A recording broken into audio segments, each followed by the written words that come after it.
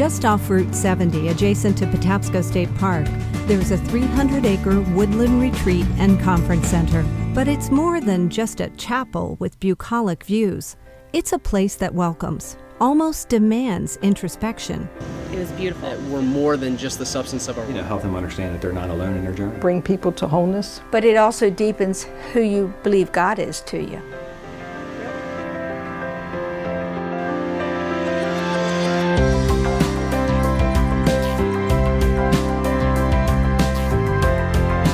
Sacred places are everywhere.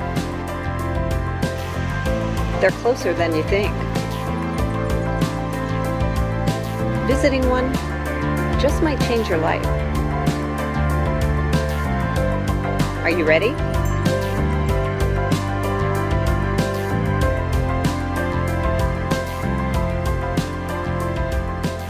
Hi, I'm Connie Bowman. The Retreat and Conference Center at Bon Secours is tucked away on a hillside in Marriottsville, Maryland.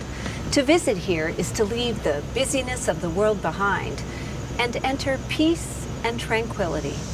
It's a place of healing, relaxation, and soul searching. Meet Sister Mary Rose, a native of Baltimore who has been with the order for over 45 years. Bon Secours is really about being good help to people in need. Our mission for over 180 some years has been to help bring people to wholeness. The Sisters of Bon Secours were founded in 1824 by women who wanted to come together to care for the sick during the French Revolution. At that time, people would not go to hospitals because they were places where people went to die.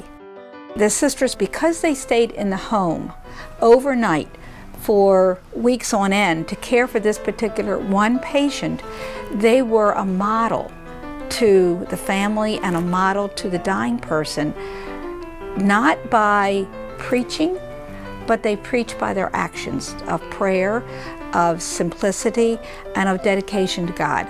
This was the beginning of what nursing is talking about today, that you just don't take care of the patient in an isolated manner, but you take care of their whole person, their environment. We want to be part of that healing ministry and to help people to come to some place of wholeness and peace. How did the sisters get to this country? It's a wonderful story, especially about Baltimore. In 1871, Mr. and Mrs. Wedby were on their honeymoon. They went by ship to Paris. Mrs. Wedby was the one who got sick, and the new groom went and said, I need help for my wife, but I need someone who speaks English too. They were taken to the Sisters of Bon Secours. Sister Matilda was visiting from Ireland at the time at our mother house, and she went to the hotel and stayed with Mr. and Mrs. Wedby till Mrs. Wedby got well. When they arrived back in the United States, they went to Cardinal Gibbons and said, we need those sisters here. Times being and communications being a lot slower than they are today, it took 10 years. We had spread by that time to Scotland, England, Ireland, but we hadn't come across the pond. As the 20th century progressed, the sisters responded to changing needs. But in Maryland, they found they needed some breathing room. Baltimore was getting a little noisier, we'd say. It was harder to contemplate, harder to develop your spiritual life. It was in 1961 that Sister Helen Mary came here, and the story we have in our archives is that she came with a real estate agent, and when they got to the top of the hill, it was, this is the place. The Bon Secours Spiritual Center in Marriottsville opened in 1968. When you walk in the chapel, you go down a little bit of a slope towards the altar, and that's to help you go interiorly into your personal and your spiritual life, as well as into experiencing the nature. The center reflects a growing need for a more holistic approach to healing. For me, where our overall mission fits in with that is that the setting the environment, the grounds, the building, the chapel, which is open to anyone who uses the place. It's a very healing environment. When people pull up the hill, they tend to feel like it's more private property. It's really not. The grounds are open up to everybody. We have walking trails. We have a labyrinth. There's a certain path in, and you get to the center, and many people will spend time at the center.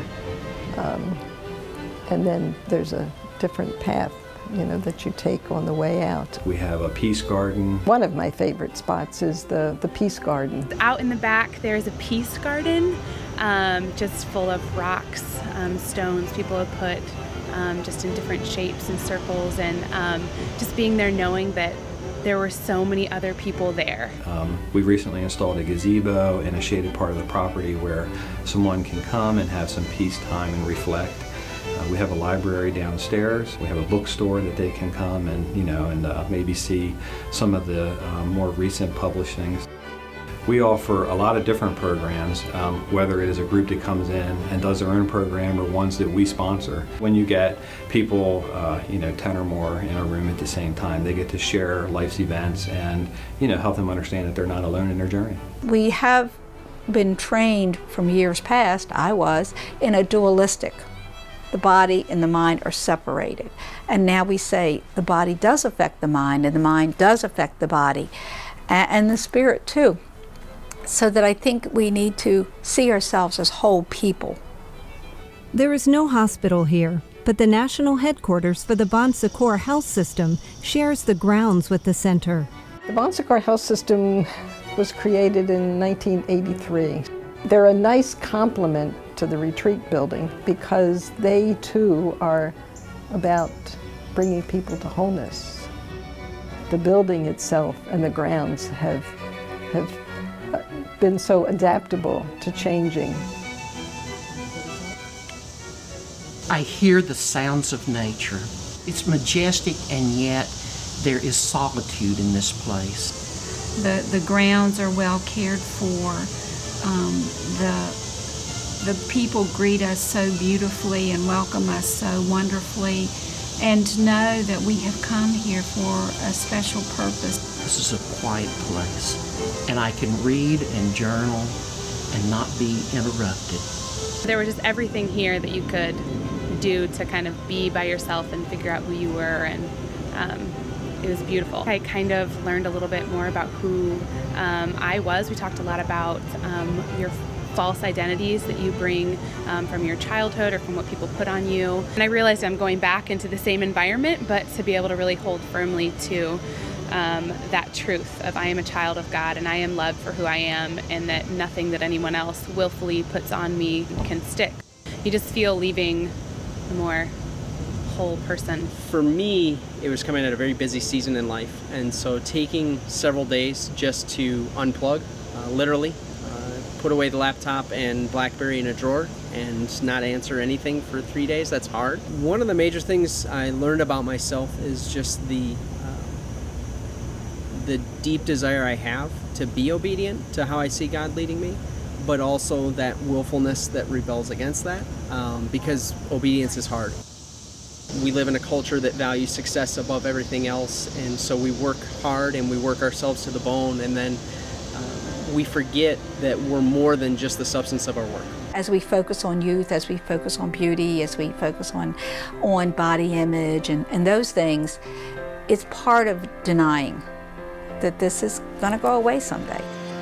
But it also deepens who you believe God is to you. The Bon Secours Retreat and Conference Center is a place of self-discovery, healing, and peace, and thankfully, free and open to all.